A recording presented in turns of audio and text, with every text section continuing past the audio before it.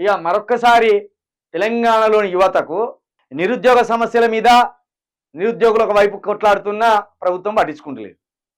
ఇక మరొక వైపు చంద్రబాబు నాయుడు, పవన్ కళ్యాణ్, బీజేపీ, రేవంత్ రెడ్డి వీళ్ళో రకమైన కుట్రకు పాల్పడుతున్నారు.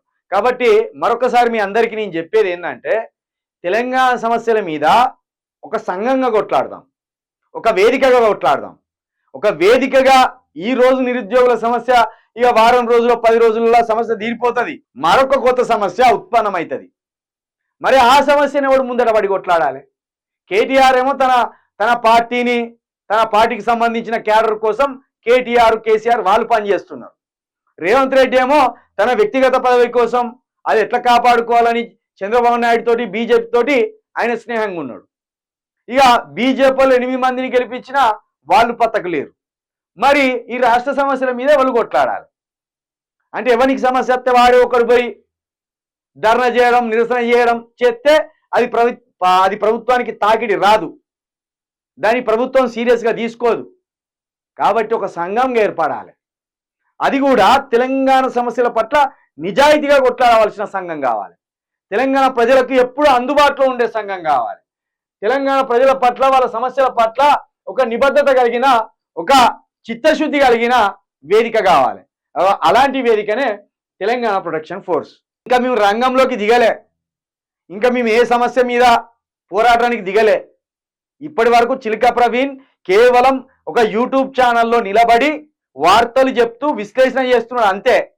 ఇంకా పోరాటానికి దిగలే, సమస్యల మీద కొట్లాడడం కాలేదు, ప్రజల్లోకి పోవడం ఇంకా కాలే మాది. దానికోసం ఒక సైన్యాన్ని పోగేసుకుంటున్నాం మేము. తెలంగాణ సమస్యల మీద, తెలంగాణకు ఇదే కాంగ్రెస్ పార్టీ ఇచ్చిన మేనిఫెస్టో మీద, పార్టీలు మారుతున్న సన్యాసుల మీద పోరాటం చేయవలసిన అవసరం ఉన్నది. దానికి ఒక రూపకల్పన కావాలి, దానికి ఒక సంఘం కావాలి, ఒక సైన్యం కావాలి. ఆ సైన్యంలో ఎంతమంది చిత్తశుద్ధితో ఉంటారు అనేది తెలవాలి, ఎంతమంది నిజాయితీగా సంఘంలోకి వస్తారు అనేది కావాలి, వాళ్ళు ఎన్ని రోజులు నిబద్ధతగా ప్రజా సమస్యల పట్ల కొట్లాడతారు అనేది కూడా తెలవాలి.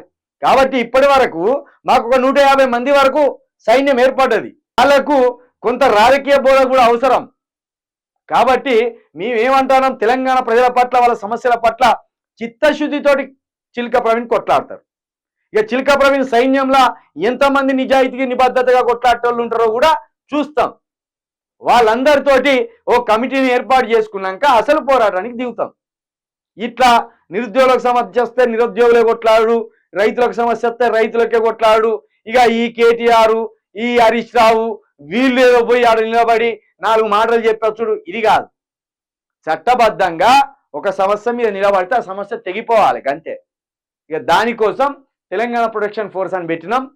తెలంగాణలో ఉన్న యువకులకు ఎవరికి చిత్తశుద్ధి ఉన్నా తెలంగాణ మీద మేము కూడా భాగస్వామ్యం కావాలనే ఒక ఆసక్తి ఉంటే, ఒక నిజాయితీ ఉంటే, ఒక నిబద్ధత ఉంటే, మీ జేబుల్లో నుండే ఓ 100 రూపాయలు ఖర్చు పెట్టి కూడా మేము సమస్య మీద కొట్లాడతాం అనే ఒక పెద్ద మనసు ఉంటే చలో రండి, తెలంగాణ ప్రొటెక్షన్ ఫోర్సు మనమంతా ఒక వేదికగా నిలబడదాం, ఈ సమస్యల మీద కొట్లాడదాం, ఈ తెలంగాణ సమాజానికి ఉపయోగపడదాం. రండి, తెలంగాణ ప్రొటెక్షన్ ఫోర్స్లో భాగం కండి. దీనికి మీరు చేయవలసింది ఏం లేదు, నెలకు ఒక సమస్య మీద కొట్లాడదాం, నెలకొకరికి సహాయం చేద్దాం. మీరు 100 రూపాయలు సంపాదిస్తే ఒక్క 10 రూపాయలు తెలంగాణ కోసం ఖర్చు పెడదాం.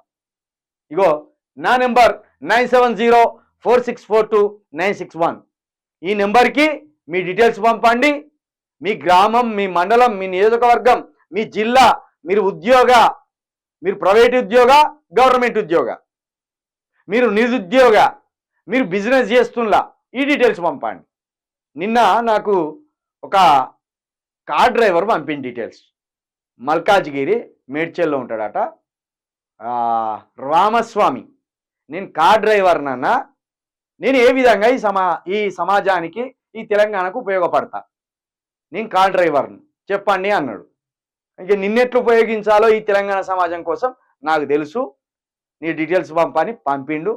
నిన్న వచ్చిండు, కలిసిండు, చెప్పిన విషయం అంతా బాగుందన్న ఆలోచన విధానం, ముందుకు పోదాం అన్నాడు. అట్లా ఎవరికి ఇంట్రెస్ట్ ఉన్నా ఇగో నా 9704642961 ఈ నెంబర్కి మీ డీటెయిల్స్ పంపండి. తప్పకుండా రానున్న 5 సంవత్సరాలు మనకు టార్గెట్. 5 సంవత్సరాల్లో ఎన్ని కార్యాలు చేయాలి, ఎన్ని కార్యక్రమాలు చేయాలి, ఎన్ని ప్రజా సమస్యల మీద కొట్లాడాలనేది కూడా టార్గెట్గా మనం పెట్టుకున్నాం. ఇక తెలంగాణ ప్రజలందరికీ ఈ విషయాన్ని చెప్తూ తెలంగాణ ప్రొటెక్షన్ ఫోర్స్లో ఎవరు ఆసక్తి ఉన్నా వచ్చి జాయిన్ అవ్వండి. ఇది ఇవాల్టి మార్నింగ్ న్యూస్. చూస్తూనే ఉండండి యూ న్యూస్.